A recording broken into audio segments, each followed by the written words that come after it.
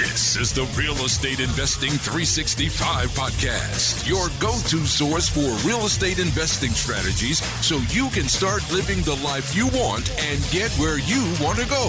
With your host, Justin Hanna.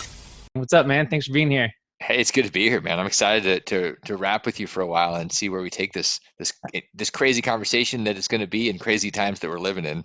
I know. Yeah, it is. Every time I'm doing an episode now, it seems like I'm talking to smarter and smarter people. And so I'm happy to be talking to you because, we end up talking about what the current economic situation, what's going on. And somebody like you that's has so much business experience, investing, all this stuff, I'm sure you'll have lots of insight into what's going on. So like, how's it affecting you guys? What's going on over there in Phoenix?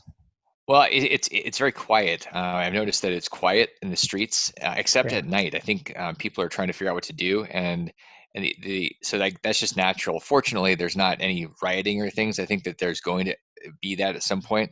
The thing that I'm really impressed at is that the air is clean, and because there's so little traffic and things, it's actually kind of nice. Like the birds are noticeably louder chirping. I think they're happier.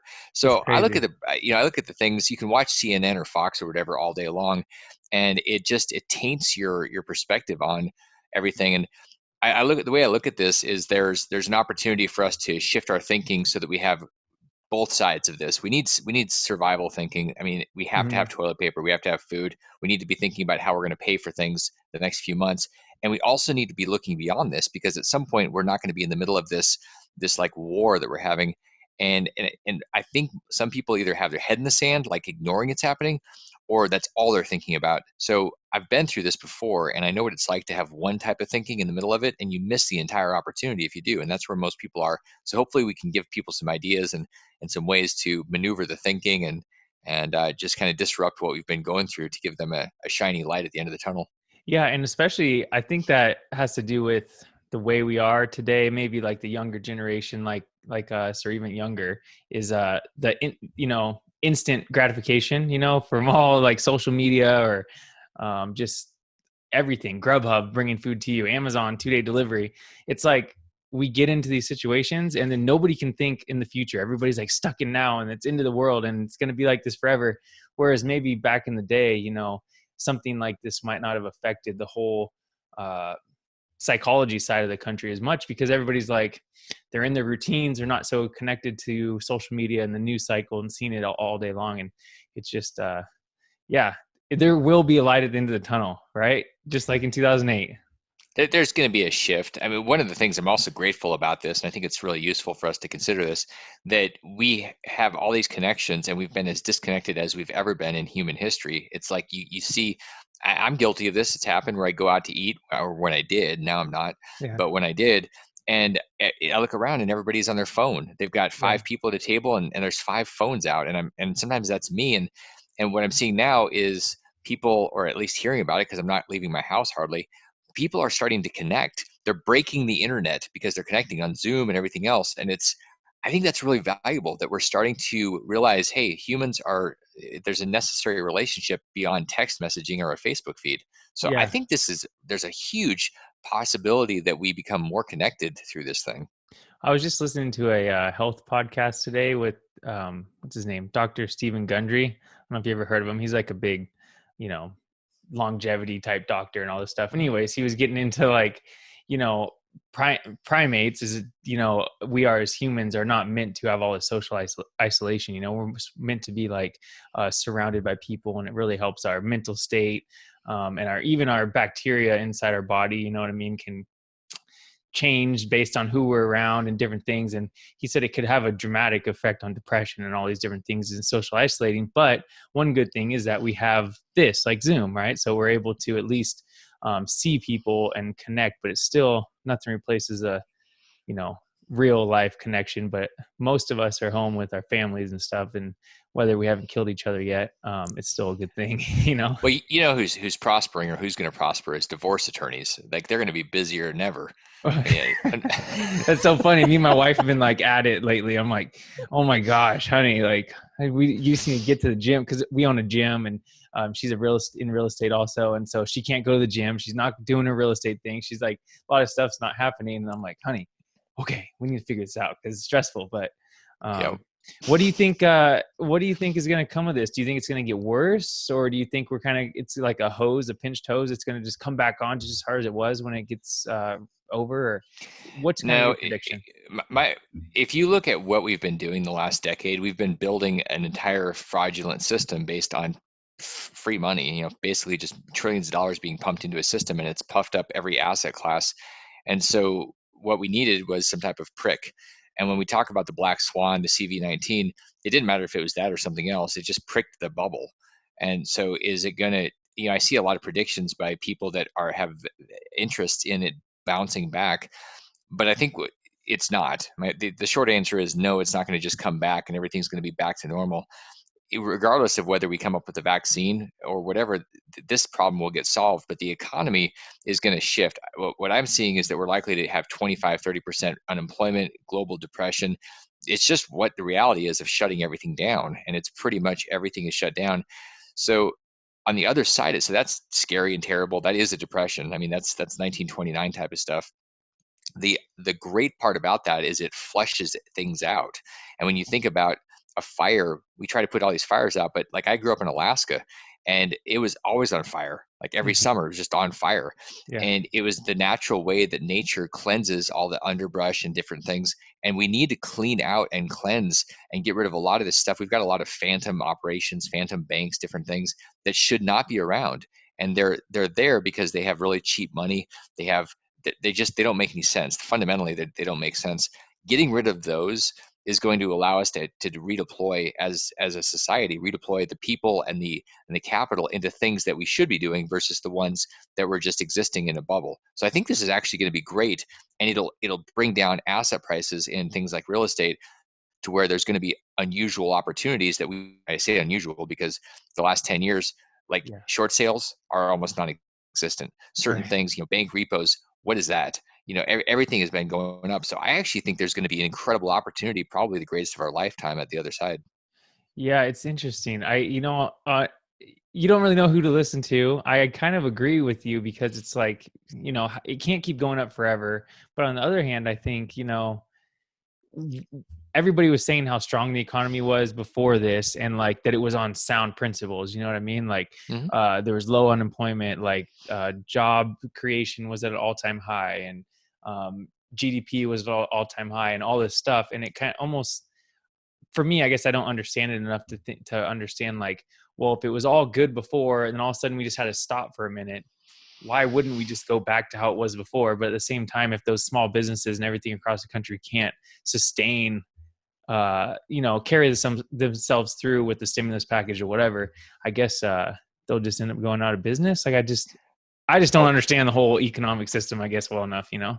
Well, and a lot of businesses are going to go out of business. A lot of people, well, we've been running on razor thin margins and just kind of at the edge personally and in business. A lot of companies, you look at companies what like the airlines that had $39 billion in stock buybacks. People are just raping the system to, they're taking really cheap money, they're taking their profits, they're buying their stock back, and then they go, oh crap, we can't sustain a downturn for 5 minutes, so we need a $50 billion federal bailout. I know. So that's an example of people are getting what they can, but they have no margin of error.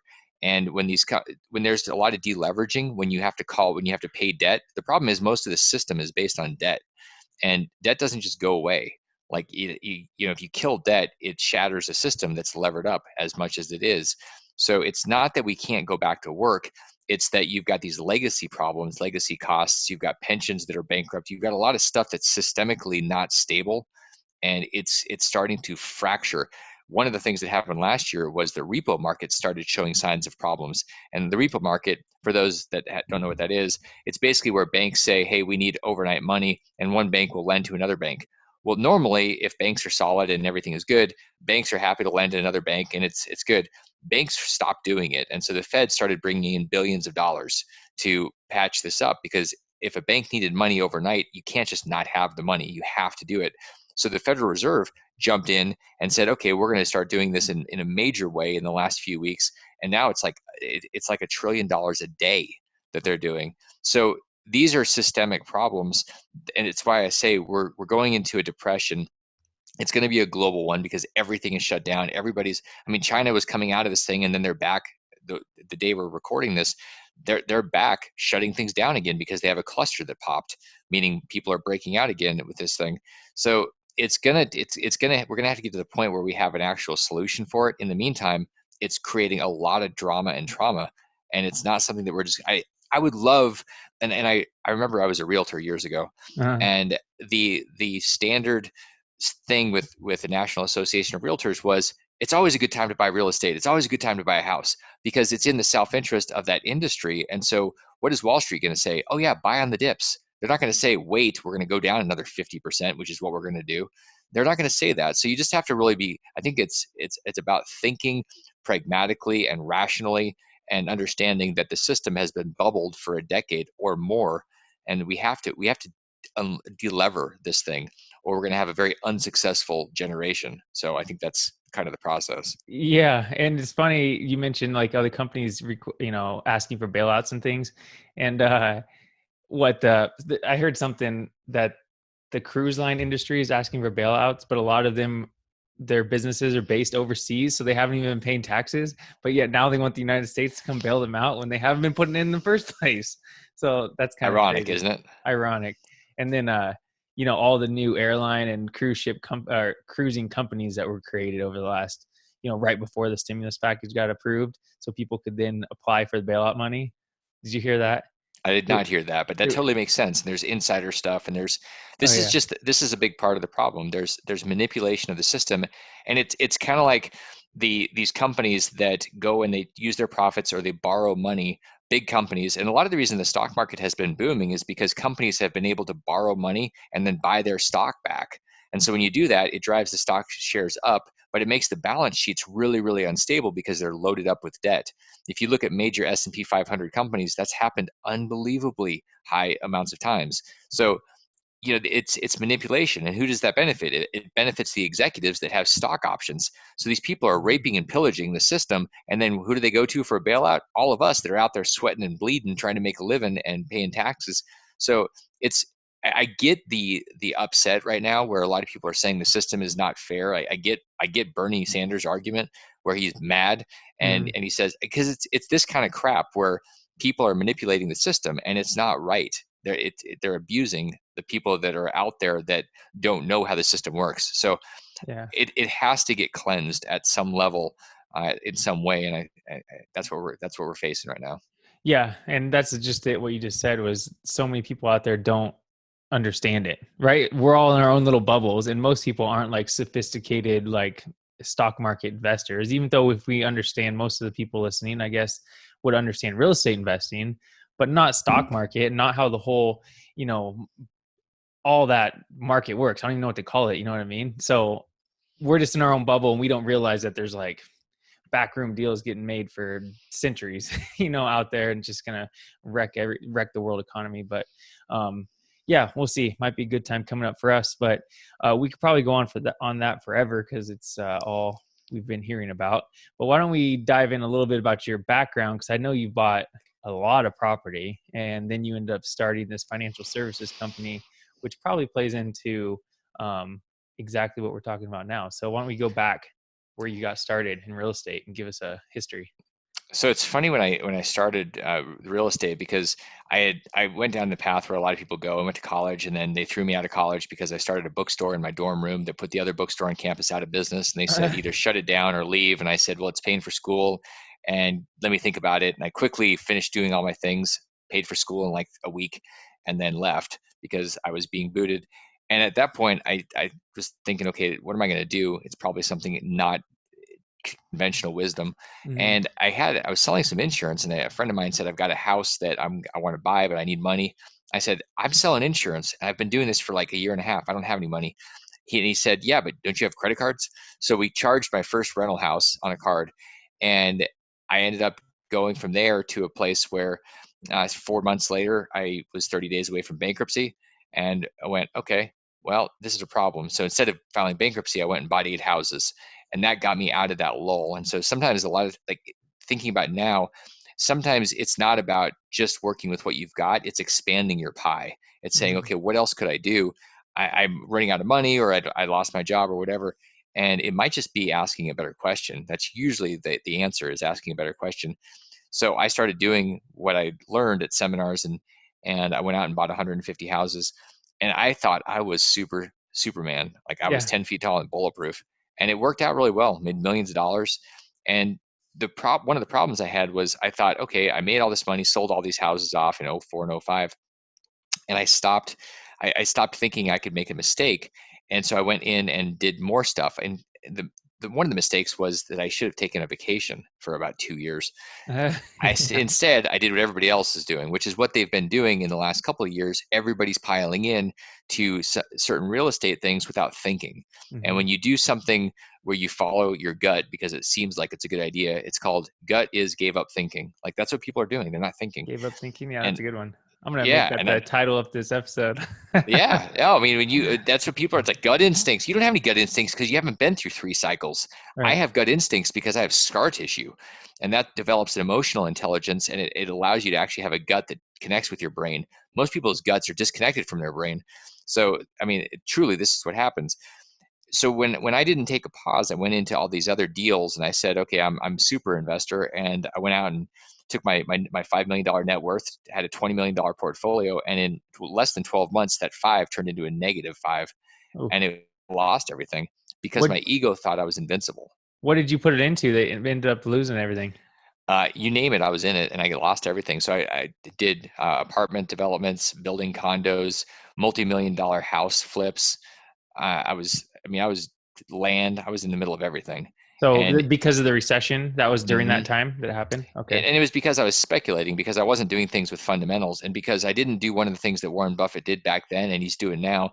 And I reference him because he's a smart guy. He bailed out Goldman Sachs and Bank of America back in the recession. They called him. It was like JP Morgan back in the early 20th century, when the US government called JP into the president called him in. He said, hey, we need help. And JP's like, okay, the bank, my bank can bail you guys out. It's kind of what Crazy. Warren Buffett did. He wrote a check for $5 billion, and it's because he was willing to sit still. He, like, right now, you know what he's told everybody a few months ago? He said, yeah, go buy stocks. What was he doing? Not buying stocks. He was sitting on $120 billion in cash. So what's he doing now? He's looking for deals because there was nothing that made sense.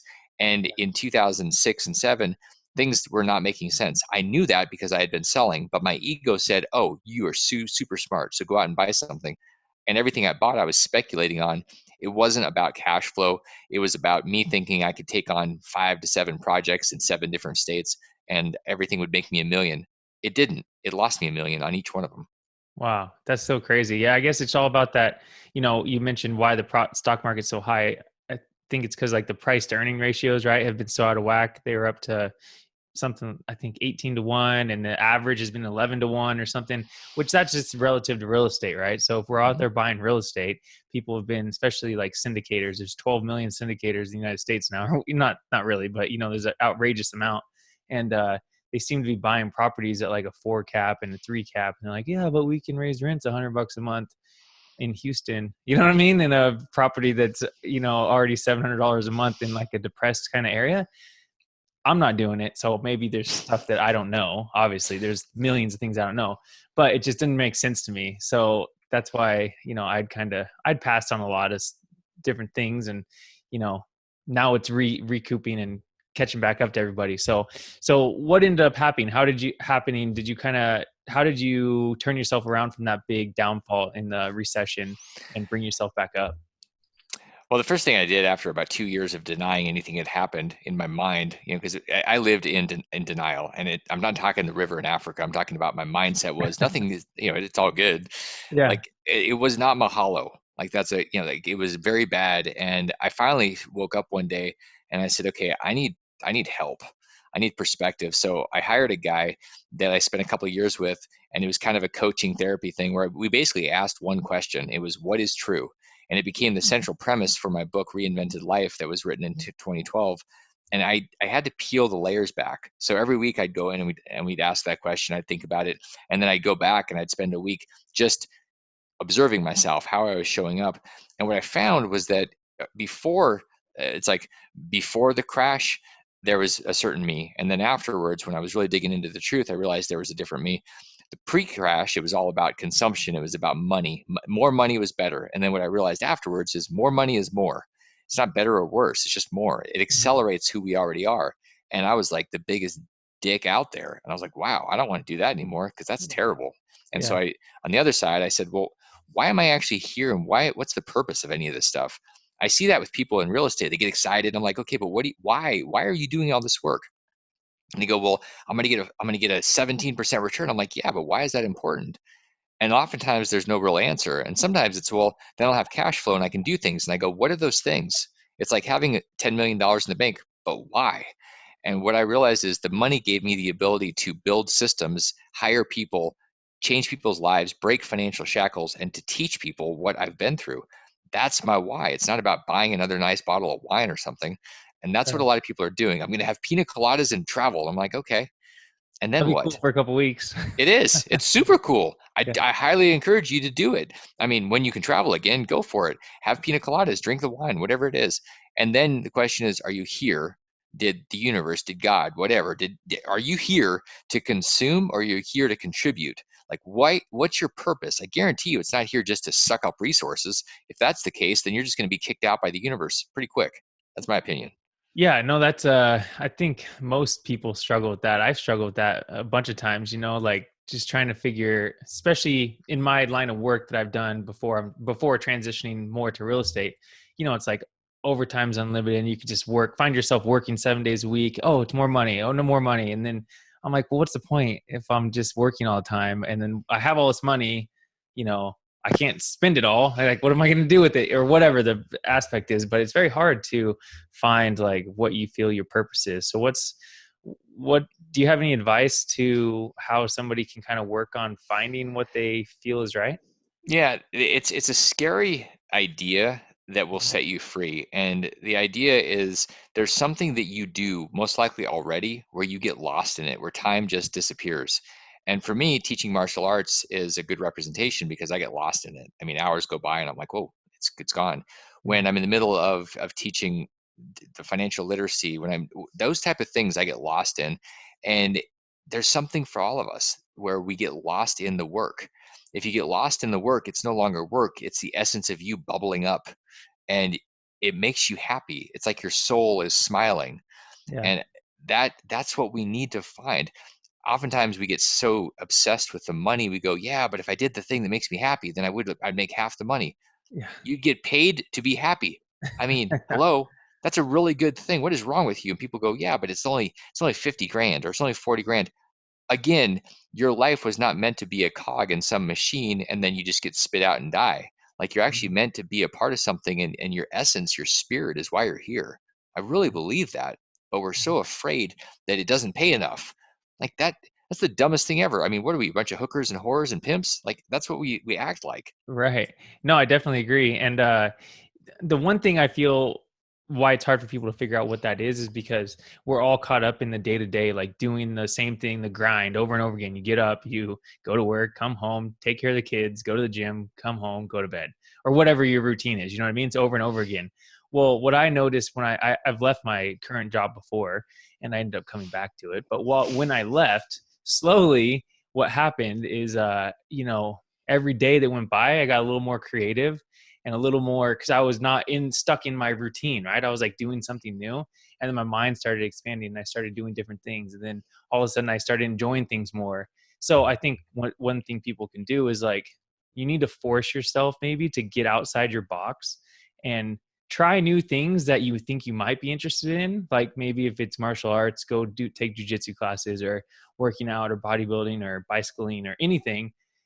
Even if you don't like it at first, it's going to suck. Just like going to the gym sucks for like the first several weeks of doing it. But eventually you might find out you really love it. And then it opens your mind to like enjoying it more. And then all of a sudden other doors open and it's just like a cascading effect, right? It is. It's totally a cascading effect. I think Mhm. we have to get the ball rolling by doing something. You can't think your way into something. Thinking is important, and then there's a doing part.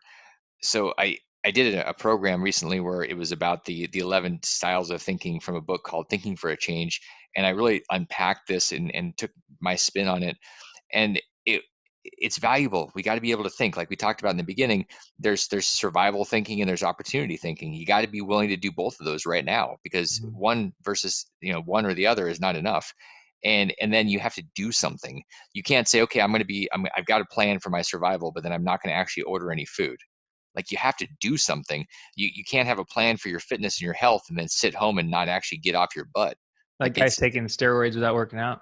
that's a great strategy. I'm thinking through this, but I'm not actually doing the things. There is a formula. I mean, that's Yeah. it. There's a formula for real estate, there's a formula for health, and you actually have to do the different pieces. You can't have X plus Y and just ignore the Y and like not put it into the equation. It still needs to be there.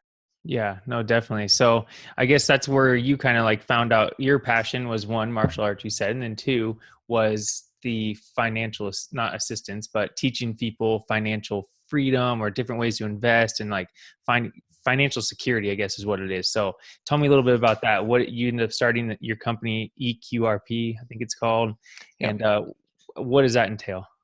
So what I realized when I watched my dad towards the end of his life, one of the things that I learned from him was that he really didn't have any idea what he was doing financially, and he got to towards the end in the last 10 years, and he really didn't have resources. And I thought, this is weird, because he pretty much played by the rules, and there's nothing there. And so what I'm realizing, the average 60-year-old has about 60,000 in their 401k, if they have a 401k or a retirement account. Half the country doesn't have anything. Yeah. So when you think about those numbers, what is somebody supposed to do at 60,000 bucks? Not much for not long. And that, I mean, whatever it is, it ain't going to be very exciting. And if it is, it's short lived. So, so I thought there's got to be something I can do to help raise people's financial intelligence, their financial IQ, if you will, and give them tools so they can break these financial shackles. The reality is, we all have shackles on in some form or another if we're working for money.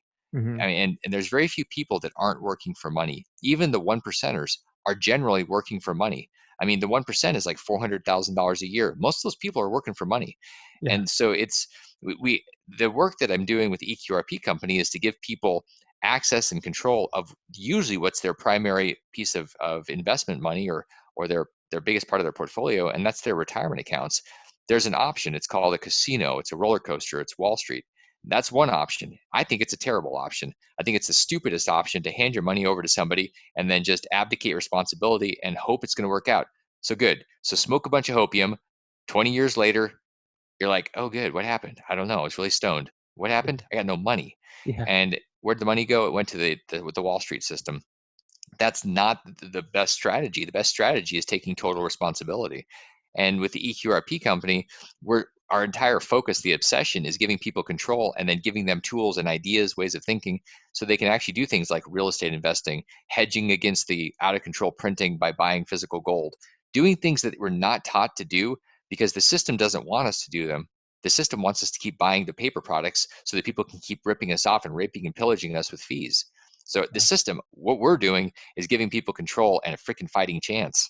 Yeah, no, definitely. And just so listeners know, like Damion and I we didn't really have a plan to talk about what we're talking about. So we're not on here just trying to tell you guys go to EQRP and this is our thing, but it's like the facts, right? It's purely the facts. For example, myself, I used to have a big Edward Jones, not big, it was actually not very much money, and Edward Jones, right? In stocks and IRAs and stuff is like maybe 160 grand.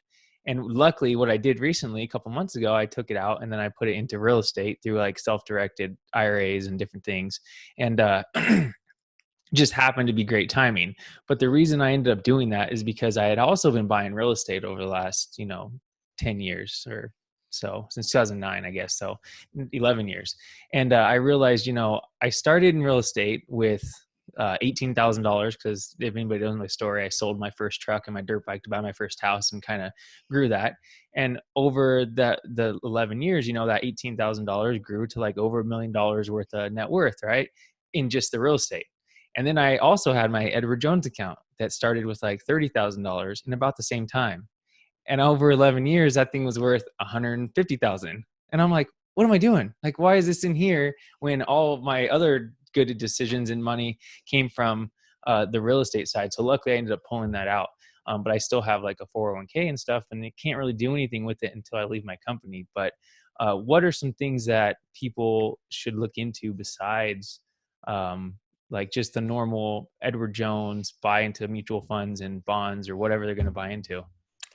You know, it's funny you teed it up. One of the things I can tell you is Edward Jones is the worst possible company we have ever dealt with over the last decade, and I mean, I wouldn't have said it unless you brought it up, but there are certain companies that absolutely think that they own your money, and that Hmm. if you want to control your money, that you're a jerk and you're an idiot and you're incompetent. And I have a real problem with any company that treats somebody like that with that disdain and that Yeah. disrespect. Well, the What problem, sorry, it's just the problem with Edward Jones is they have all these financial advisors that are like your local financial advisor. You know, you see their little commercials, and then you end up being friends with them. You know, you talk to Mhm. him all the time. Like for us, it's in our little hometown, and you see the guy, and he's super nice and great Yeah. guy. So it makes you like intimidated to go in there and say, "Hey, I want my money." And then they're like, "Oh, but don't do this because of this," and "Oh, it's real estate's risky," or "This is risky," or "Precious metals," da, da, da, whatever. And so I understand what you're talking about. Sorry to interrupt you there. It's funny because the amount of times we've had clients that have been hesitant about calling their Edward Jones advisor cracks me up. And I go, well, why? Well, because I go to church with them, or they're my Yeah. friend. We see them at the Yeah. park, and then I say, well, what do you want to do? Well, I want to do real estate. And I go, okay. They go to call, and they call me back, and they say they were a jerk. I think they just were friends with me because I gave them money and they were making fees. And I go, yeah, that's unfortunately a very sad reality to a lot of these folks. And so here's a couple of things about the options you have. I mean, a lot of times by default, we end up going and doing things with IRAs. And the problem with that is that if you're doing real estate, there's a big nasty tax called UBIT tax. If you buy real estate with an IRA, and that seems like what you should do because that's kind of what you're told, because the IRA industry is huge. It's $10 trillion, or it was at the beginning of 2020. It's probably a little less now. 5. Yeah, five. Yeah. The truth is, if you go buy real estate with an IRA and it's got debt, which is one of the reasons we like real estate, you're going to pay up to 37% tax on your profits if it's an IRA. One of the beauties is you can avoid that if you convert it to an EQRP. So if you're thinking right now, okay, I used my IRA to buy some real estate, like you'd mentioned that you did, there's a big problem brewing potentially that you want to address before you end up selling the property. And that's where the education comes into play. So if you're thinking, well, wait, that's me, then what I'm going to encourage you to do is let me send you a copy of the QRP book so you can actually understand what's happening, and you'll get a Cliff Note version of that in electronically, like in the next 5 minutes. And it'll allow you to not pay that 37%, because bottom line is, if you're just going to make money to give it away to the government, you may as well stay home and eat Twinkies and watch Netflix. I mean, it And doesn't really help you. bury your So money. yeah, so that, and then something happened that's really important that happened at the 27th of March with the CARES Act, and this is the big bailout. It's the first big bailout. I think there's going to be several more. This was the $2 trillion one. Huge impact on retirement accounts. If you've got any retirement account, IRAs, 401ks, EQRPs, you've got the ability now to take up to $100,000 out of it as a disbursement without a 10% penalty, and you don't have to pay tax on that. For it, you can pay tax over the 3 years, meaning you don't have to pay taxes for 2020. You can pay taxes in 2021, 2022, and 2023. So what that means logistically, let's say you took out 100,000 bucks, you'd pay taxes on a third of that income in 2022 for the first 33,000. What this is doing, bottom line, is it's giving people the ability to take $100,000 out, do what you need to do to survive. And in addition, if you've got an EQRP, you can borrow another $100,000 out and then pay it back over 6 years with no payments the first year.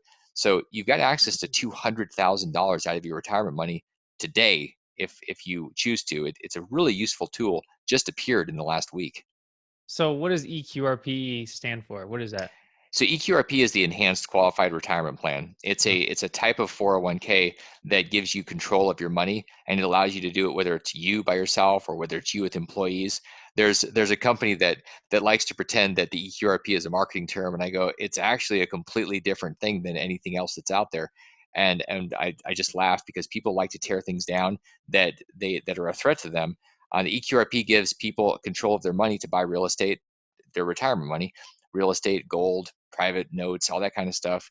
And whether, again, you are by yourself or you have employees, it gives you control, and it gives your people a chance. So is it different than a self-directed 401k? Yeah, absolutely. Self-directed 401k, you can't have employees. Like a solo Oh yeah. 401k, can't have employees. Solo 401ks are not covered by ERISA. You get sued, you could potentially lose the entire thing. An EQRP has ERISA protections. So these are major deals. I mean, they're major differences. It's like a Tempo, a Ford Taurus versus a Ferrari. They're Yeah. both cars. That's what we're describing here. A solo 401k is a Taurus. An EQRP is a Rolls Royce. It's massively different. And anybody that thinks it's not, let's just talk about the facts. And the facts are you're either driving a Pinto or you're driving a Rolls Royce. So Yeah. and it's an armor plated Rolls Royce, by the way, which is the big deal. So can you convert your like IRA or something into EQRP? Yeah, IRAs, 401ks, 403bs, 457s, thrift savings plans, pretty much anything you have retirement account wise can be converted into an EQRP. And who can do it? Almost anybody. I mean, really, whether you have a W 2 job, whether you're a real estate investor, whether you're self employed, whether you have employees, it's the ability to create one is really just a choice. There's a lot of misinformation. If you're just Googling and that's your source, you're going to get whatever your echo chamber is set up to give you, meaning you're going to get biased information based on your inputs. If you want Hmm. the real information, I wrote the QRP book. Just get a copy of the book. All the facts are in there. The IRS code's in there, and you can actually read it and understand it. I mean, So this is what you have to do. so EQRP is a program that was already out there, and your guys' company just kind of specializes in that. So we built the entire process and the product. It's our the EQRP is our unique DNA. It's our unique program. It's not the 401 structure is under the 401 code. So in the IRS code, you've got the 408, which is where IRAs live. You've got 401k, which is where 401ks are. 401 is where the qualified retirements live other than IRAs. And so the EQRP is taking a part of that code, and we built something that was unique, that has the ability to protect you and give you the options for self-control, have employees, like all these things. It's unique when you package it all together. You get the control, the protection, and the options. Okay, yeah, no, that's interesting. I've never heard of it, and it might be a great thing to have. With my IRAs, what I end up doing is buying into syndication, and I Hmm. think the syndication might be exempt from that UBIT tax because I didn't take the loan out directly, but maybe I'm wrong. So you want me to ruin your day? I mean, I hope, yeah, I do. So it's, I'm glad you brought that up, and I'm glad you're willing to just put it out there, Yeah, because it doesn't matter whether you sign on the debt or whether somebody else does. If your investment is benefiting from debt, which a syndication, all the investors benefit from the debt, you're going to get hammered with UBIT, and it's 37% of your profits. So yeah, unfortunately, if you don't do anything different, you're going to be paying a ginormous check. People have those checks all the time, and they go, "Why didn't I know about this a year ago?" Because why would your IRA custodian tell you? They'll yeah. just pretend it doesn't matter, and it usually doesn't until you sell. But the problem is when you sell, which syndications sell in 3 to 5 years normally, you're going to have a big tax bill.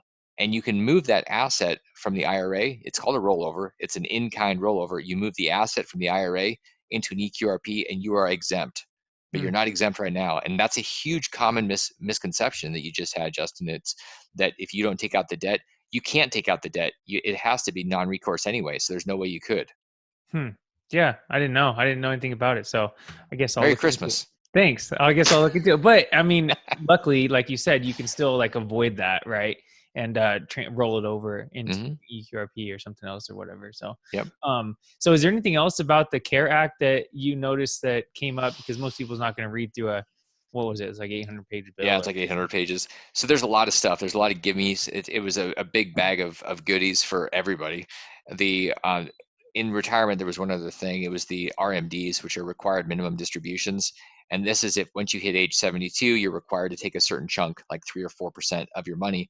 But they suspended those for 2020 because a lot of people are going to be 72, and it's based on what your account was, at a certain point that was high in the market, and it's going to kill people. So what they said is, okay, those aren't going to happen for 2020. You don't have to take them. The other big one was the Small Business Administration, where the SBA is offering unbelievable amounts of money, $350 billion, for people to be able to apply for a loan, whether you're an independent contractor or you're a small business, if you've got employees or no employees, and it allows you to get money and then have it forgiven in a year. So it's worth looking at. I don't know if it's worth all of the government oversight that you're going to have, but it might be, and it's potentially, it could be up to 10 million bucks that you get. Yeah, no, that's definitely true. For us personally, I did apply for the SBA grant for our gym because our gym, it's like we had such a crappy story. We only opened a year, like January 2019, and then in August we had like a big accident. A power pole fell through our ceiling, and so we had to shut down for 2 months.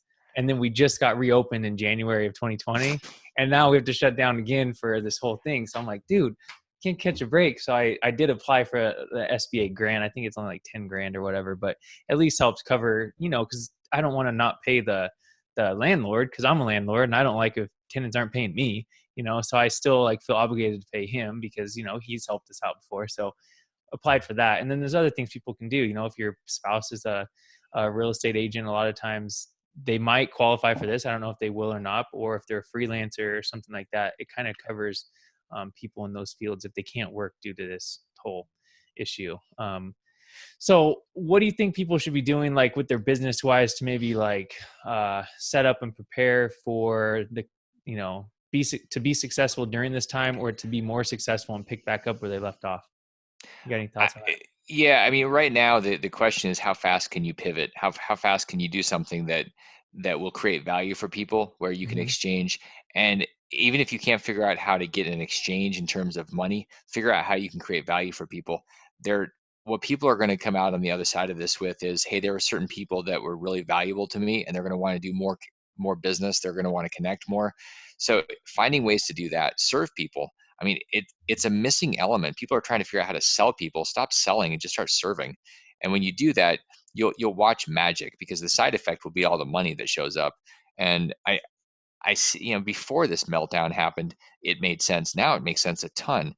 But I think people go into survival mode and their reptilian brain turns Yeah. into I must eat or find a way to stay alive, and they're not thinking about other people. It becomes very selfish.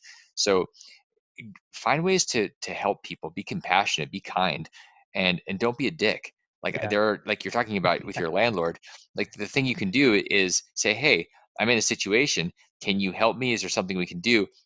The jerk move is going and just like saying I don't have to pay you. Like if you're a tenant and you have a house or an apartment and you go, eh, I just don't have to pay you, so Yeah. bite me. Like that I is, know. that's kind of a dick move. I don't think people ought to be really proud of doing that. I know a lot of people are going to do it. Mm, So it tells us a lot about who you are, that you won't have conversations, and be gentle about it. Everybody's going through a lot of crap right now. yeah. We're in this together. Yeah, definitely. We have one house we just closed on, like a single family house, and the guy was supposed to move out like 2 weeks ago. And then sure enough, as soon as that thing came out, he called and said, "Oh, by the way, I need to stay for at least another month." And it's like, well, you can't evict him. What are you gonna do? I'm sure he's just gonna kind of ride the thing. Who knows? Maybe he'll end up paying. It's not fully my house. I'm partners on that one, but still, it's kind of like goofy situation. People will take advantage of it. But yeah, like you said, like be the good person. If people have the means, when this is all over, business will get back to operations, and you don't want to be the guy that called your contractor and said, "Hey, I'm not paying you, man. I got to keep food on my table." If you can afford, because he's got the problems too. So if you keep him, in the loop, or your other vendors, whatever. I think they talked about that on Bigger Pockets. Like, do it. You know what I mean? If you got the means, make it happen, and we'll all get through it together. So, Yep. um, is there any other things you like to talk about as far as planning for retirement or people having a better financial future? Anything like that? I think there's rational thinking about this. Mhm. One of the irrational things is to think that you can go double your money every 3 to 4 years or 5 years and not have any work involved, and that's going to continue indefinitely. Mhm. And a lot of people are doing that. Unfortunately, we see it. It's happened a number of times for a lot of people in the last decade. People are in syndications, and they put their money in and they make 17, 19, 20% every year, and they go, "This is amazing, and I don't have to do anything." Yeah. The problem with that is you're not learning anything. And so if you're completely passive and your money's all being bet on black or red or whatever you're doing, and you're not learning anything, you're gonna run into a problem. It reminds me of a story of some people that came to me years ago, and they said, "We were referred to you, and we'd like some help with our money." And I said, "Okay, what do you want help with?" And they said, "Well, we're going to have about $2 million. We're thinking about selling our house." And I said, "Okay." And they said, "So we're not really sure what to do. We're in our 50s, and we're going to have this money. We've never really had that money. We've always made good money, and we don't know." And I said, "Okay." So we worked together for about a year and a half.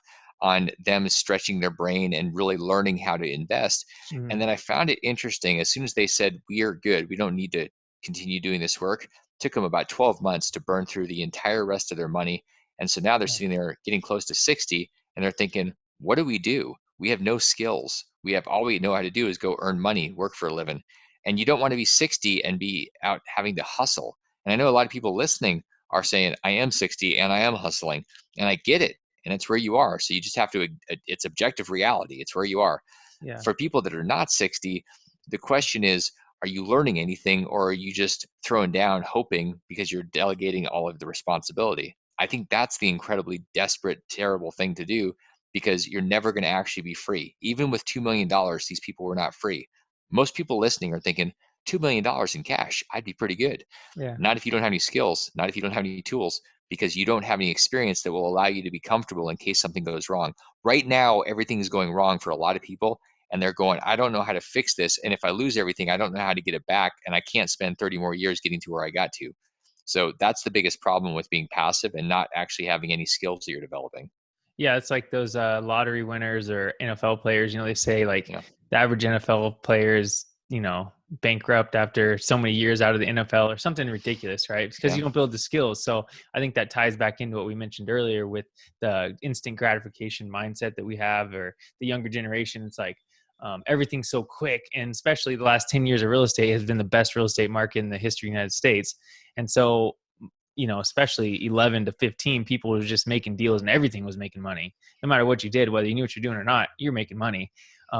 So now might be the time that don't plan on it happen instantly, but really like do your research, like educate yourself, learn how to do it correctly and become a real investor. I mean, I need to do that myself. Everybody does too. So that's a good point you make there, for sure.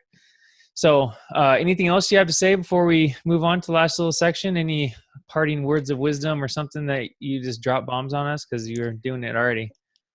One of the things that we have to understand, and it's really good to remember, is that mistakes are not going to eat you. Mm-hmm. Like unless you are and okay, I grew up in Alaska and I've been to Africa. There are mistakes you could make where like this one lady that was before us got out of the Jeep like right before we were there. She got out of the Jeep and saw all these lion cubs and she thought these cubs are in the wrong place for my picture. So she goes over and moves them around to get a Gosh, good picture, and mama came over and killed her ass. So we're there are dumb. times where mistakes can eat you. Your finances are not one of those. It's not going to eat you. Mm-hmm. So just understand mistakes are the beauty of life. That's where all the wisdom comes from. The reason that I can look at somebody and in 5 minutes of them telling me, within 5 minutes of them sharing the story and situation, I know exactly the answer, the solution. And it's not because I'm brilliant, it's because I've been through it already. Yeah, Most of the time I'm like, yeah, well, it's pretty obvious, but you don't know that. And you're not going to get eaten by making those mistakes to get that wisdom. So go out there and do something. Don't just sit there and think about it. Like, the mistakes are God's gift wrapped up in pain. And you know what? You're going to get through it. So go out and get some presents. great point. Yeah, for sure. So since we touched on like learning more about, real estate and really digging down and doing the numbers and or whatever it is for business or whatever, like really learning about it, what's your favorite way to learn about real estate or any new venture you're going to get into? Was it like podcasts, books? You mentioned mentorship earlier. What is kind of your what do you think is the best way people should really look into? It's the same way that I look at martial arts. If you want to learn martial arts, there's only one way to really learn it. You got to go into the dojo. You got to go in there and be on the mat and get smeared around. It's the same thing. If you want to learn real estate, you got to be in the deal. You got to be out there with somebody. Mentors, like, you don't go learn martial arts through a book or a video. Even if you were going to go to a dojo, you have to have people that have been there, Mm-hmm. been through it, have been doing it for years. So if you're going to learn real estate, go find somebody that's been around for 10, 20 years. Attach yourself to them, hire them to be a mentor, find ways to be involved in deals. It's how you're going to learn anything. I mean, truly, I hear people go, oh, that's really cool, I want to be a black belt too. And I go, really? So you want to spend the next 10 years getting bloodied and Yeah. beaten? Like, I don't think so. Like, if you want to get a black belt, just go to Dick's Sporting Goods and go buy yourself a black belt. It'll take you Mhm. 5 minutes. But if you want to become something, you got to go through the process. And that's the truth. That's the same with anything, financial mastery or anything else. Yeah. Can you? So I know we're kind of transitioning out here, but I do want you to touch on that mentorship thing. how do you kind of find a good mentor? Should it be a mentor or a coach? Because there's the differences, right? There's like Hmm. performance coaches and then mentors. How do you find one, and what do people look for that they're not just getting ripped off? So there's two things. I wrote a little book on it years ago called the difference between a coach and a mentor. And coaches can be world class. Like Tony Robbins is probably the world's greatest coach. And then a mentor has been and done the things that you're potentially wanting to do. So I personally prefer mentors. I think coaches have a great value because they have really great questions. The best coaches have great questions. The problem I have is people that say I'm a coach because they went and did a weekend program and they have a certificate. I'm like, you're full of crap. You don't Mm, even know anything about yourself. You haven't done anything, but now you're going to tell me what to do or you're going to ask me what to do. How do you even know that? Because somebody told you what question to ask? Like, I don't really buy that. So I'm looking for wisdom and experience. I want to know what people have been through yeah. and what they can see because they have emotional intelligence that lets them see with like an x-ray. And so mentors to me are more powerful than coaches. And yet coaches, world-class coaches, like there are certain, if you look at professional sports, there are people that are world-class coaches that were just kind of average players. So it doesn't mean that you're the world's best player if you're going to be a great coach. I Right. just think that there's incredible value, especially in things like real estate. I am not going to hire a coach or a mentor that has not actually been through real estate, that hasn't actually invested. I don't care if you've gone and gotten training on real estate. You don't understand the actual pain involved in making the wrong decision and getting sued by a lender. You don't understand this stuff. I want Yeah. people that have been through it. So that's my take. That's what I think everybody should do. Go find somebody you respect that has been through it, that you're paying a lot of money to because you'll pay attention to it, and then listen to what the heck they say. Hmm. No, good points right there. What was that book called? That's called my life. No, no, no. You mentioned your book, like Coaches versus Mentors or something. Oh, um, it was an ebook that I wrote years ago. I mean, I talk a lot about this inside of Reinvented Life. Okay. I mean, that was the book that I wrote, and one of the problems I had was when was going through my meltdown. I had decided I was smart enough to where I didn't need a mentor or a coach, and it's one of the mistakes I made. Now I have masterminds and mentors and coaches, and it's part of my life. It's a permanent part of my life, not just something that is convenient because it's freaking inconvenient to pay a bunch of money and spend a bunch of time and be accountable and it Yeah. changes everything for the better. Yeah, for sure. Okay. What about a favorite piece of technology or app or program that you use that kind of like helps you just be more efficient or makes life easier? It's the off button. Yeah, that's It's good. it's truly the off button. It's the mute button. It's the thing that turns everything off because what we're doing is getting bombarded by all these different signals and Facebook feeds and twits and dings and twats and all this other stuff that's disrupting us and Yeah. interrupting us. So you want to get something accomplished, you have to actually have space and a way to focus. All this stuff is making that impossible. And for somebody that says, "Well, I multitask," and I could, no, you don't. I've watched people, it makes me crazy, especially millennials that think, oh, I need to be on every feed right now and watch them all. And if anything comes in, it's the most important thing. It's not true. So turning things off and bunkering using Gary Keller's principles in the one thing, one of the most powerful things you can do. Get focused, bunker, focus on the time blocks, and you'll get stuff done with everything off around you. Yeah, definitely. That's such good information. I feel like everybody listening, what would help everybody, especially in this time we're all stressed out and like worried about what's going on. Maybe like Brandon Turner does this, right? Is this like has a phone Sabbath or whatever it's called. I don't know what he calls it, but from like Saturday evening to Monday morning, you know what I mean? Or whatever day you want to be. Just turn off all your devices. No matter what, you don't not gonna look at them, go for walks, just spend time outside. And like I try to do this every once in a while and it makes you feel so much better. I was like, I hate Hmm. this stupid phone. I'm so attached to it, but you just get away from it. So Hmm. okay, well, Damien, that's tons of great information. I really enjoyed it. Where can people find out more about you, all your businesses, your books, everything, Damien? So if you go to DamionLupo.com, you'll find more of me than you can handle, and doesn't matter how you spell it, you'll get to the same place. But Okay. it's where I live. If you want more videos, if you want to get a copy of the QRP book, it's all at DamionLupo.com. Just Okay. jump, go there. Cool. Damien, thanks, man. Appreciate it. This is great information, and hope to have you on again in a couple years when this is all passed, or figure out where we all became billionaires and helped other people become billionaires. Sounds like a plan, man. It's been a That pleasure. Thanks for having real me. quick, that is one of your goals, right? To help like so many people get financially free. What is that? It's a million people breaking a million financial shackles and breaking the financial bondage. It's a million people. Okay, cool. Right on, man. Have a good day. You too. Thanks, Justin. Yeah.